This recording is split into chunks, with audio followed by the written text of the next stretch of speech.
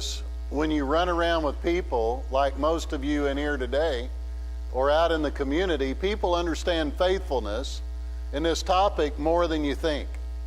They do.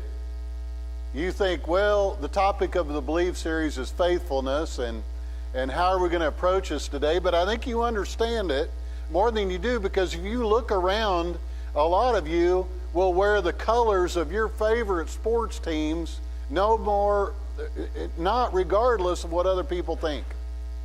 And regardless of whether they win or lose, you're going to wear those colors because you're going to be faithful to those teams. I mean, people have always asked me that, why are you an Oklahoma Sooner fan? I said, well, number one, I grew up 25 miles from Stillwater. People say, how come you don't root for OSU? And I said, I just never did. I said the very first Heisman Trophy winner that Oklahoma University ever had was from my hometown. And he always came to all of our banquets and spoke to us, and I didn't even realize as a little kid how fascinating that was, that this guy is from our hometown, a little country town, and he won the Heisman Trophy. He was the greatest football player in the land for one season.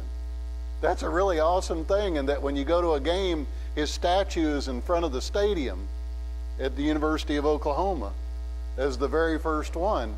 That's a pretty cool deal for a small country town. So all of my life, I grew up an OU fan. Everything in my town is named after him. And so we wear those colors, and we wear them proudly, and we don't care whether they win or lose. We're faithful to that belief system. A lot of you, regardless of what people think, are going to drive a certain make of automobile. You just are. Some of you are going to drive a Ford, and some of you are going to drive a Chevy, and some of you are going to drive a Dodge, and some of you are going to drive something Japanese. I don't know. People say, how come it's important for you to have a Chevy? My grandpa said other things that I can't say growing up. But I just always grew up hearing that, and so that's why I do it. You mean because of your grandpa? Yes. It was instilled in me that that's just the way it is, and this is what you do. Okay. So as I grew up, people say, why do you do that? Because my grandpa said so. But regardless of what other people say or do, we're going to do that. And other people, will say things, and we just blow it off because we have a belief system that I'm going to be faithful to this logo or this team or this sport, and I'm going to be faithful to this make of automobile. A lot of you, irregardless of what people think, are going to vote a certain way for a certain party. And you may not realize this going to church or in American history, so I'll educate you this morning. The reason ministers are generic and don't talk a lot about that, because I don't know if you knew, but in American history, which is active today, if ministers get up in pulpits and campaign, churches can lose their tax-exempt status. If it was proven that Mike Hughes was campaigning, the church can lose their tax-free status. Ministers are not allowed to do that. That's why they don't preach a lot of sermons on that or go that way, and I don't on purpose. And I don't vote the way my grandfather did. That's one thing I did change. And it would probably bother him if he was around. But I'm going to tell you something, irregardless, because you can hear Christians who will share what their belief system is on that because they're faithful to it, and other Christians will go, are you really voting that way? It's like they will go back and forth at each other. And why will we be faithful to that? Irregardless of who's running, because we are going to be faithful to something that we just believe in. So when it comes to the topic of faithfulness, it's interesting that in many ways we're more faithful to things than we might think that we are. But why is it when it comes to Christianity, to the things of God and God the living, do we struggle to be faithful? Isn't that interesting? I mean, here, like Thane was sharing, the depth of this incredible relationship with this incredible God, and yet that should be more to us than anything in life, and yet at that note, we struggle with faithfulness when it comes to God. When that ought to be the thing that is more important than anything else in our life. And to some of you, it is. I've titled this message, May They Never Leave You. Proverbs chapter 3, if you want to turn there this morning, has a great text. I love the book of Proverbs, and I say this, and I mean this from my heart.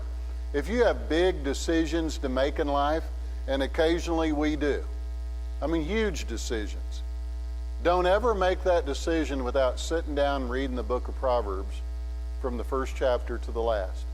It doesn't take very long. You can do it in an evening. You can do it in a course of a week. But if you have a huge decision to make, that book will help you make the right decision. I'm telling you, it's true. I've done it. It'll work for you. You will learn by chapter 1 to chapter 31, am I a wise man or am I a fool? Am I making a wise decision or am I making a foolish decision? And God will give you the answer by the time you get finished. And then when you pray and make a decision, you will know that I feel more at peace with this huge decision that I've made, because God has helped me arrive at my decision. But in chapter 3, he says, my son, do not forget my teaching. Now you always got to wonder, I know that the Bible's written under the inspiration of God, and we understand that. And Solomon, outside of Jesus, was the wisest man that ever lived on the planet. What an honor. I mean, the only man smarter was Jesus than this man that is the writer of this book. And Israel had had great peace for a long time under King David and under Solomon's reign. They had been number one in the world. A year and a half after Solomon passed away, his son became the leader, and they were in a civil war. A lot of people think many times Solomon was thinking about, I'm going to leave this to a fool who is my son.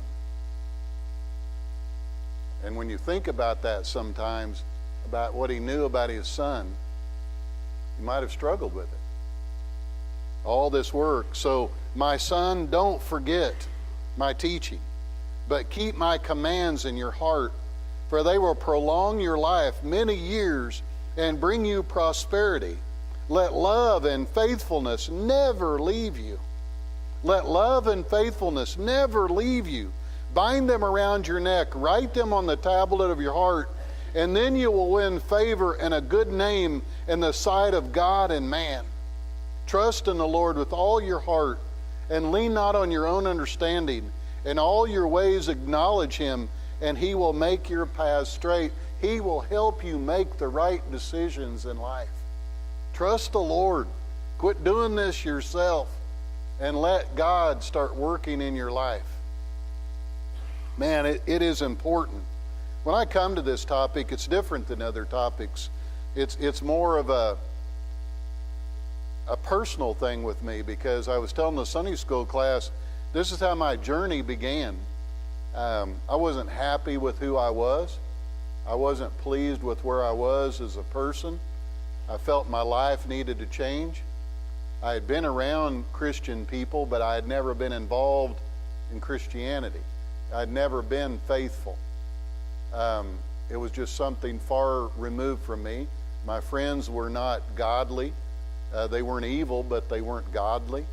I wasn't in a godly family, but I was in a good family. My sister always wanted me to go to church, but I wouldn't listen to her. And my life was struggling. And so I decided that I just needed to change my life. I started going to church. I worked. I started going to Bible studies. I went to Bible studies that many of you wouldn't go to, because nobody there was my age group. You know, I was 19 years old going to a Bible study with people in their 60s, and I was the only one my age there. But I felt like I needed to grow and I needed to learn, and I was going to start doing something different. in my life. And so my faithfulness to God led me on a journey to where I am today. I didn't go to Bible college to be a preacher. I just wanted to learn things about God, and here I am today. And faithfulness started me on this personal journey. And I hope that it will work for you to learn what it means. It's so powerful. And this God that we've talked about for 20-some weeks in this Believe series, you're not going to be faithful to something that you don't believe in. That's just the way it works. You're just not. If you believe in something, you're going to dedicate your life to it. You're going to put your heart in it. And I believe that God is real. And I believe that God wants to have a relationship with me. And I believe that God wants to change my life. Now, at that point, when I was making that decision, as a teenage boy, you could ask me, hey, do you believe that there's a God? Yes, I believe that there's a God. Then why don't you follow him, and why aren't you faithful to him? You know, really, I don't have an answer for you. If someone came up to me as a teenage boy and said, do you believe in Jesus Christ? Yeah, I think he's a pretty cool guy. Well, how come you're not faithful to anything that he stands for? I don't know. I know that sounds like a weird answer to you, but that was me as a teenage boy. I believed in who God was. I believed in who Jesus was, but I wasn't faithful to either one of them. If someone said, hey, Mike, do you think that they have been faithful to you? I would have said, oh, yeah, more than I ever deserved. Then why don't you let that change you? And then I started thinking about things.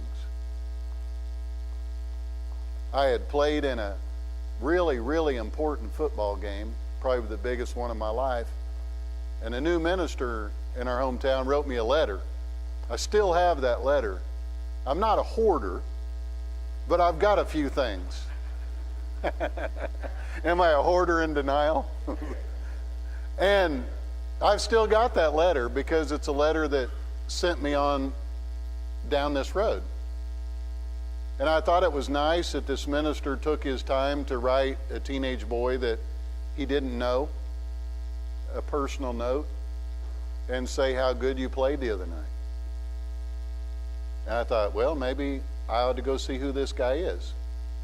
Maybe I ought to go listen to him preach. Maybe I ought to go see what's going on. And so I did. And look where I stand today. Pretty interesting, isn't it, how God works? About checking out, learning, because God was thinking, I've got this teenage boy that believes in God. I've got this teenage boy that believes in Jesus Christ. He's just not faithful. I got to find somebody that can teach this young boy to take his belief system and put it together with how faithful he is in sports and how faithful he is to the Sooners and how faithful he is to his family, and teach him how to be faithful to God. And so it started working for me. Because the one true thing, the one right thing, the one noble thing that I've ever known in my life is God. It is a rock to me. Even though I may not be able to explain God, I love him. Even though I don't do a very good job of teaching about God, I will serve him. Even though I can feel things in my heart, but I don't do a very good job. Like I'll read a Max Lucado book, and I'm like, man, he does such a good job of that. Why can't I talk like that? And I will think, even though I can't really express myself, I know how I feel about that God that I believe in, who wants to have a relationship with me. And so if I know him in this way, then I will be faithful to him. And if there's one thing, I may not be able to change the world, but in my life, one thing I can do is I can be faithful all the days of my life. And he says, my son, wear this around your neck that love and faithfulness never leave you. Don't let it ever leave you. I wonder, we've been talking a lot about the United States Supreme Court lately, about putting a new person in. And if we were to ask the United States Supreme Court to vote on what they deem a faithful Christian to be, what would be their decision? What would be their ruling? What would they say a faithful Christian is? Would it be like my family growing up? Hey, we went to church Christmas and Easter. Is that a typical American family? That, hey, we went to church twice a year. That is a faithful, believing American family. Once a month? Once every 6 years? When my kids are in a program? What would the Supreme Court rule? What is a faithful Christian in American history? We might be shocked at the results, wouldn't we, I imagine, in America, about what we deem a faithful person. And then we might not be surprised. They might actually give us an answer that makes us wonder. But you have to ask yourself, where do I fall into this? I was telling the Sunday school class, it's amazing to me that people can have such incredible records at work, and you can go to programs where they're going to give out awards to people's service over the years, and they've given incredible service for 25, 30, 40 years to the work that they've been in, and they've got plaques on the wall, and they got all kinds of things that's happened because their dedication to their work, but they can't make it to church with the same faithfulness. This God that's going to determine my salvation, I can't give him that kind of dedication. So am I lacking in my belief? Is that why I'm not as faithful as I should be? What drives me? And I have met, listen, being a minister and working at different churches, you get an opportunity to meet some outstanding, faithful people. Wow, if I was to start this morning, we wouldn't end till dark tonight about some of the amazing, faithful people I've had an opportunity to meet since I'm a minister, and they intrigue me. Because, you meet with them and think, what drives this individual that week in, week out, bad weather, good weather, family problems, no problems, they're just going to always be counted at that door, and you can guarantee they're going to be here. And if they're not here, something strange must be going on in their life. What is about those kind of people? That's how I want to be someday.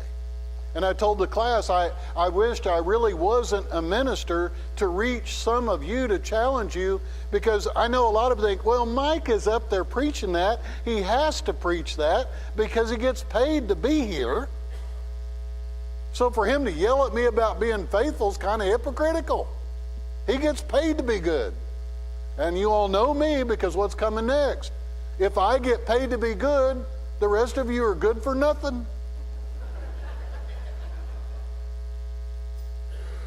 And I sometimes wished I wasn't the minister of your church and just attended here, and you would see that I would work in the community like I did being a construction worker before all of this. And I would be faithful, and my faithfulness led to people coming up to me going, you ought to help in the church. You ought to go to Bible college. You ought to do this. You ought to give a testimony. And look where I am now. Faithfulness led me on this journey. I'm not a hypocrite who stands here. I'm a guy who worked in a community, who needed to change his life, who got faithful to church and showed up every week and went to Bible studies and worked for the church, and it led me to this place. I'm going to tell you that faithfulness is a great virtue. And it's a great, worthy, incredible goal to shoot for, because in a rural community, I love it. I've worked in Wichita in a white-collar audience, and I survived it, but it's not me. I love rural communities because it's more me and Cindy. I love driving to church and seeing people in their dress clothes chasing cattle. People come in late. Where you been? We had cows out. You know, hey, I love it. I mean, I love rural America. I mean, it doesn't get any better than that. I mean, I think that's awesome. Because it is much more difficult to be faithful when those things happen. But it's interesting, they still come with the dirt and manure coming in because they're going to be faithful. And I love that about this culture. It is so important. You know, are you faithful just because you think people think you ought to be here? I went to Bible college, and I know there's other people here today that can echo this. And I would meet guys who were at Bible college, and they were out doing some things that, I don't mean to burst your bubble, but not everybody at Bible college is little Billy Graham. Let's just say it that way. And I would see some guys that were flirting with the world, and I'd say, you better be careful. What do you mean? Well, I came from the world to this place because I wanted to better my life. But if you want to dance with the devil, he'll dance with you. And you better be careful. They were going to Bible college because their grandpa did, and their dad did, and their mom did, and that's just expected of their life to go to Bible college. I went to Bible college to become a better Christian, not because anybody wanted me to be there for some purpose. There's a difference. There's a lot of people who come to church because their parents made them come to church, or their family makes them come to church, and God may not have their heart. There were a lot of Jewish people who were faithful to the things of God, but God did not have their heart. We've read about that in the New Testament. And so in our faithfulness, in our journey, in this belief system that I have about God, I'm here today because this is a personal thing for me. You see, I have to serve God. It's like Fain said in his devotion this morning, when you understand what God has done for you, you have to do it. I'm not here because someone made me do it. Man, listen, if I had a choice to go do what I wanted to do, to be left alone, you can go build fence for a living and posts don't talk back. There's a lot of other vocations you can be involved in with a lot less stress. I do this because of what God has done for me. It's a personal choice to be faithful. And I hope that it is for you. In a marriage, faithfulness is an important factor. I am blessed. And I don't say that just because Cindy's here today. I'm a very blessed person, and faithfulness is an important quality. I have never, ever worried about that topic in my life, yet I meet a lot of people who do. There's never been a day in my life that I've ever worried about whether my wife is faithful to me or not. And I've just never even had that concern in my life. I'm very blessed. I'm going to tell you something, and being married is a journey. My wife is my very best friend. Don't get me wrong, I like to go on hunting trips and sporting trips, but after about a night or two, I'm ready to go back and be with my best friend, which is not those guys, it's Cindy. I'm bored without my best friend. But in my first 2 years of marriage, we were not best friends. It's a journey. When the minister says through the good and the bad, you know, there were moments, because I mean, I've spent 30-some years trying to measure up to Junior. Okay, I know that he's shorter than me, but he's a lot taller and a lot of departments. If you know, because see, I spent the first 2 years of my life, Andy, trying to get my wife to love me more than her dad.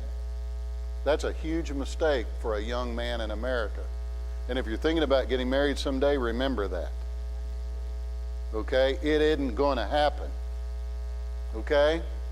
I had to give up and realize I was in third place. God, Junior, and me.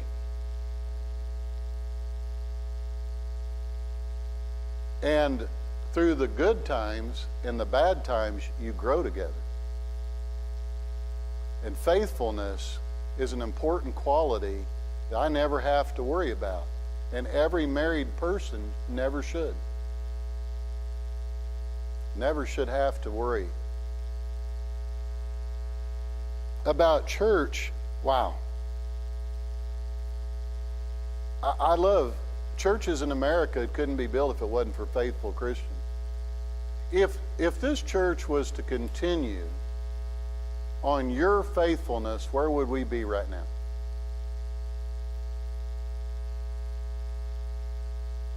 Would there be Sundays we would close the doors? Would there be times we would roll up the carpet because there was no money given? If it was based upon your family's faithfulness, and that's the way you have to approach a personal relationship with God, how faithful would it be?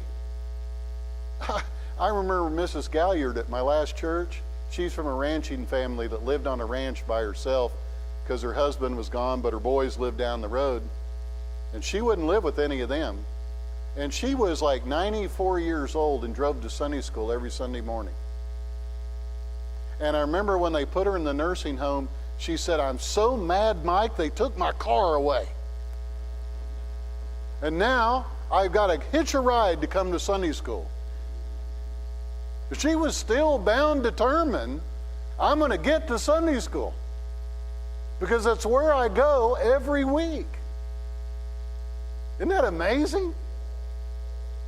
I probably never lived to be 94. And faithfulness was an important quality in her life. But isn't it amazing that through her life, every one of her family members were faithful to church? She led the way through her example to her family. Never talked about it. Never bragged about it. It was just who she was.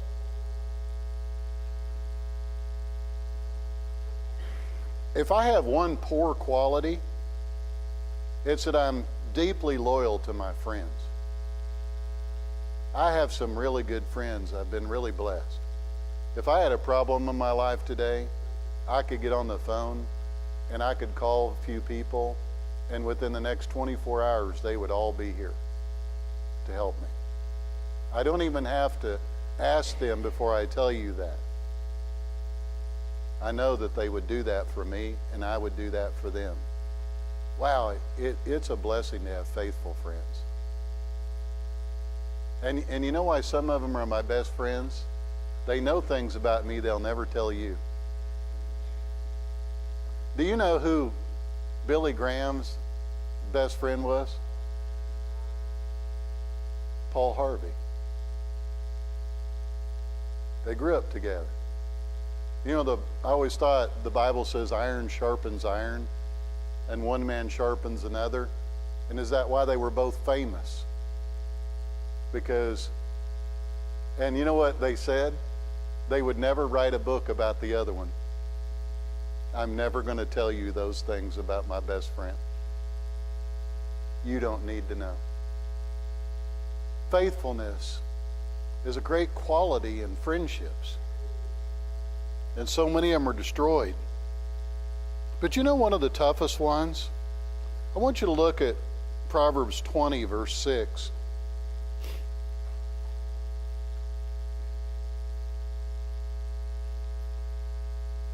Many a man claims to have unfailing love, but a faithful man, who can find? There's a lot of great people in the world, but a faithful man, day in, day out, God knows your heart. In your relationship with God, are you faithful? You see, it's one thing to be faithful to church and everybody sees it, It's one thing to be faithful in other areas at work and a vocation in our marriage. But are you faithful to yourself?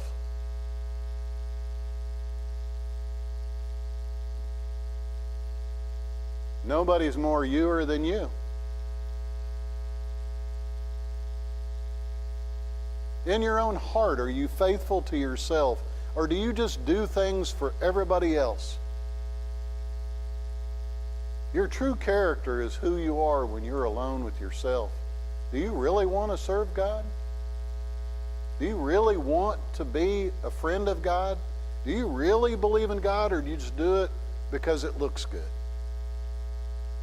That's a separating factor, isn't it? I believe that no matter what, see, I was at that place where it didn't matter to me anymore what people thought. I had to have this relationship with God. And that's where my journey started. So I've always been able to kind of be true to that because, well, I am true to it. I heard a guy say one time, when you say kinda, you're kinda cute. Well, are you kinda ugly and kinda pretty? What? So it's not I don't kinda believe in God. I do believe in God. Okay? And I am true to that. In my heart, I believe in God whether you like it or not. And I'm not doing it for somebody else. And that's how my journey started for me. And I hope that you love God that way. Wow, I know that in your vocation we talk about faithfulness.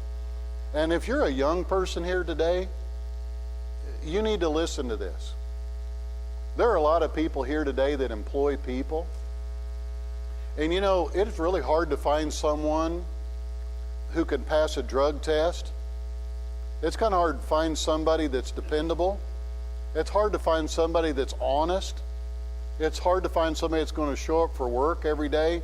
Do you know, that sounds easy, but those are qualities that we don't see in America anymore. And faithfulness is a wonderful thing for the employers in this room. I mean, I'm going to tell you something. If you're a young person and you learn to do those things in your life, wow, you will go a long ways. And you will be blessed in your faithfulness. I know that it seems like a quality that wears long. That in a first week it doesn't seem like much. But 5 years and 10 years down the road, that man, that woman always shows up, and they're always dependable, and they're always loyal, and they're always trustworthy. Well, that is a great, great quality to add to your life. My dad would always drop me off for a job as a young person and say, listen, don't make idiots of our family. Well, what's that supposed to mean? You heard me. You know, you show up for that guy and you work hard and you are dependable. And you do it for no other reason that you're a Hughes. And that's what the Hugheses do. Okay. But it is important to be faithful. I had the opportunity to live around Texas for 10 years. Half the day I could be in Texas and half could be in Oklahoma. But I'm going to tell you something about the state of Texas. Okay? Are you chiming in over here, my Texas friend? You can drive around Oklahoma and you can drive around Kansas, and you don't see a state flag very often unless you drive by a school. You pull into the state of Texas and you'll see a state flag on everything. On the barn, on the truck, on the kids, on the lawn. You don't have to drive very far in the state of Texas to see the state flag of Texas. You know why? Because they're faithful to it. And if you don't believe it, they'll tell you about it. And you know what? I like it. It made me think I ought to be more faithful to what I believe in. You go to the state of Texas and go to a sporting goods store, you don't see a Kansas jersey. You know what you see? A Texas jersey. We don't let anybody else in. We're faithful to what we believe. You can go to some other state and go through a sporting goods store, and they can't make up their mind who they believe in. Not in Texas. They are faithful to that belief system. And I'm going to tell you something. A lot of us are faithful to those kind of things. Why can't we be faithful to God? He said, wear this around your neck. Let it remind you to be faithful. You will go a long ways in life, son. That's what he's saying. If you will be faithful to the things of God. I didn't realize on my journey to be faithful to God of the things that were headed in my direction. That have been an incredible blessing. But God knew. But it never would have happened if I wasn't faithful to my belief of who he was and that he wanted to have a relationship with me. And he wanted me to wear that around my neck and be prideful of it. I mean, some of you, you don't have to ask when people are going to play a certain game because the colors are clear around here.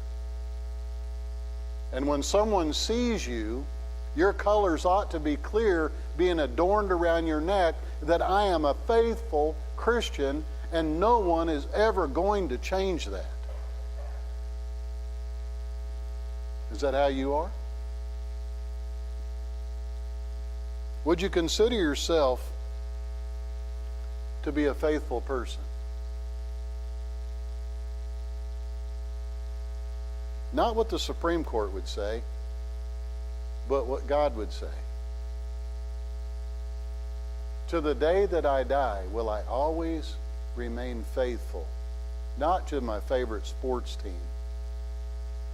and to a make of an automobile, and hopefully, praise God, to my wife. But will I always remain faithful to God? If they were to write another Bible, would they say that man or woman was always faithful? We could not run them away. We could not discourage them. They were always faithful and true to God. That's how I want to be. I want to be one of God's men. That I'm not doing this as a passing fashion. I do it from the depths of my heart because I want to be faithful to God for what he's done for me. And all I have to do is go to the foot of the cross and let Jesus remind me of why I am faithful. This morning, as we get ready to sing a hymn of invitation, you've got to ask yourself, why am I a believer? And if I believe in this God that wants to have a relationship with me, then I ought to show him by being faithful. You know, when I first started on this journey, I was telling you, I had friends that would come up to me and say, "Are you really going to church?" "Yes." "And you've started doing this?" "Yes."